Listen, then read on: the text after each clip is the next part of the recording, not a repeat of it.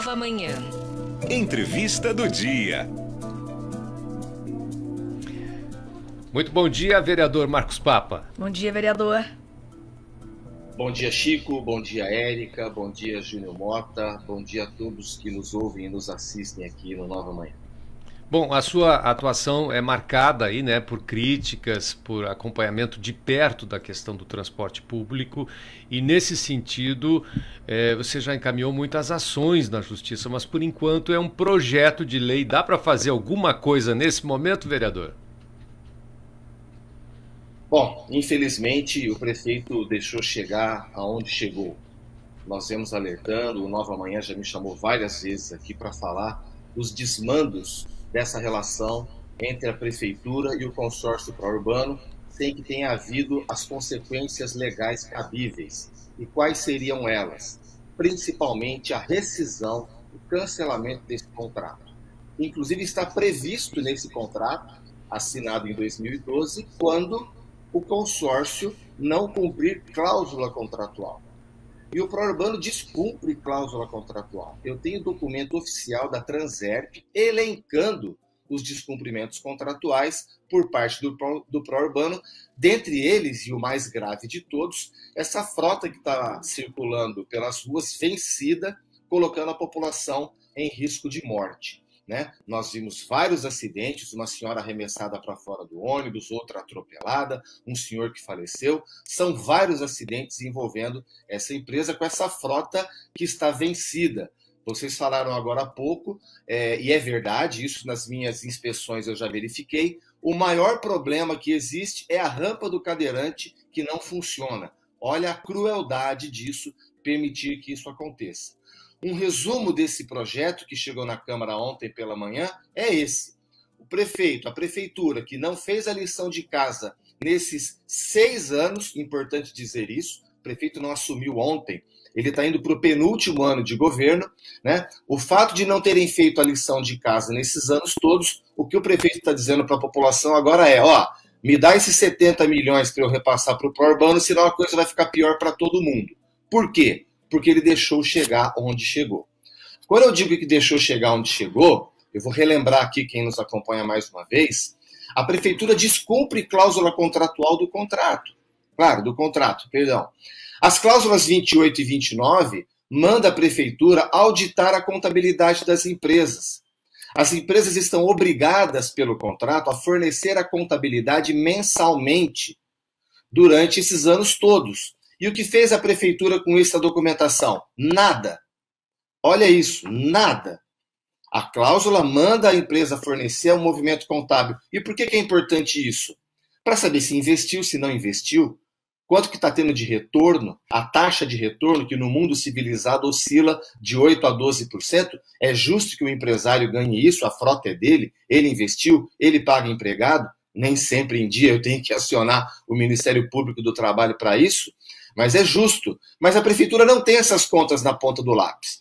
Então fica esse jogo de empurra, ora o pró-urbano ameaça a população com colapso no sistema, ora atrasa o salário dos motoristas e a prefeitura fica refém disso. Agora chega um projeto de lei na Câmara pedindo repasse de 70 milhões. É o cúmulo do absurdo. Esse contrato tem que ser rescindido, tem que ser cancelado. Nós estamos em 2022, na iminência de 2023. As cidades que têm transporte público de qualidade fizeram novos contratos, com ampla pesquisa de origem e destino, para que a população seja provida de um transporte público eficiente e com qualidade. Nós temos vários exemplos para dar aqui. Me perdoem eu fazer essa introdução mais longa, mas nós precisávamos resgatar esse passado para entender o que está acontecendo.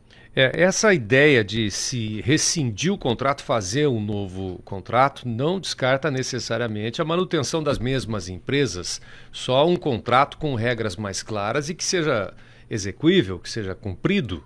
Pode ser nesse sentido a sua ideia? Pode ser. Veja bem, no passado recente, o Hospital Santa Lídia, ele teve problema e necessitou de uma intervenção. Uma interventora foi lá, colocou a casa em ordem e o hospital segue trabalhando. As empresas do consórcio têm que sofrer uma intervenção por parte da prefeitura. Não significa demitir os empregados, demitir os motoristas, nada disso. Como o pró-urbano descumpre cláusula contratual, um interventor da prefeitura ou nomeado pelo Ministério Público pode ir lá, colocar a casa em ordem enquanto se faz uma nova licitação.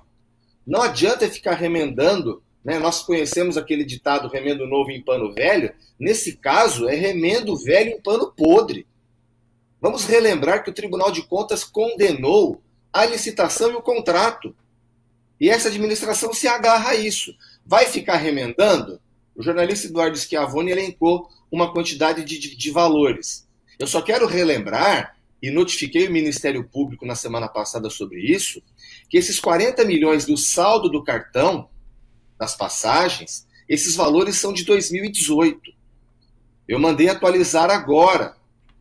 Vamos ver quanto é em 2022. E esse dinheiro não é nem da prefeitura, nem do pró-urbano.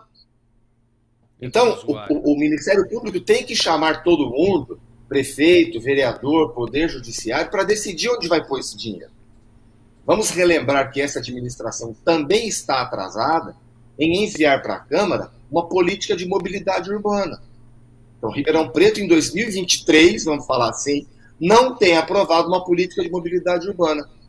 Então, não tem Conselho de Mobilidade Urbana, não tem Fundo de Mobilidade Urbana, que poderia receber esses recursos, inclusive aqueles da propaganda nos pontos de ônibus que o prefeito insiste em não fazer, e poderia subsidiar, sim, o preço da tarifa. Mas não nesse contrato. Esse contrato não admite subsídio. Por isso que eu repito, tem que se fazer um novo contrato. Esse que está aí não é bom, só prejudica a população. Vereador, nesse projeto, né, encaminhado à Câmara Municipal, prevê-se, então, a troca dos veículos a partir de 2023, com esse recurso, né? E aí os veículos teriam que ter ar-condicionado, suspensão pneumática, Wi-Fi, conexão USB, alguns penduricalhozinhos, né? Isso, de maneira nenhuma, também justificaria? Porque essa renovação de frota já era prevista, né? E já era para ter sido feita. O Érica e vereador, só para complementar, em São Paulo, na capital, o prefeito Ricardo Nunes, lá a gente tem um exemplo de transporte público subsidiado, em parte, né? E o prefeito está lá propondo para as empresas que a renovação da frota contemple veículos elétricos, né? Que tem um valor um pouco mais elevado do que os veículos movidos a diesel, mas tem uma manutenção menor, né? E pelo que eu vi nesse projeto aí, nem sinal de eletricidade, né? Exatamente, Chico. São 11 artigos desse projeto que não mencionam a questão de que combustível moverá esses ônibus. Percebe? Pegamos no pulo com essa pergunta do Chico e da Érica, porque, Érica, o texto fala em poderá ser pneumática a suspensão. Ele não fala deverá ser pneumática. Então ele fala ainda em amortecedores, né, se deixar como está, e a questão do combustível. Veja, olha como isso confessa, a prefeitura confessa que não planejou essa situação, que ela está fazendo para socorrer as empresas. Será possível que essa administração vai permitir a compra ou vai comprar ônibus a diesel, a combustível fóssil, para na emergência socorrer as empresas do consórcio que não trocaram essa frota como o contrato manda? Será possível isso, gente? A nossa região de Ribeirão Preto é a maior produtora de biogás do mundo. Nós temos a eletricidade, nós temos o biogás aqui feito na nossa região e levado para o Brasil inteiro. Será possível que essa administração não planejou isso? Eu repito, o prefeito está indo para o penúltimo ano de governo e não viu isso. Outra coisa que eles não viram, e nós falamos aqui no programa já, o seguro em favor dos usuários e de terceiros. Eu peguei isso, tive que denunciar para o promotor, que denunciou para o juiz, e o juiz mandou fazer.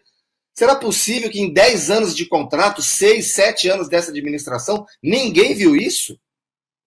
Ora, por favor, parem de enganar a população remendando um contrato viciado, condenado.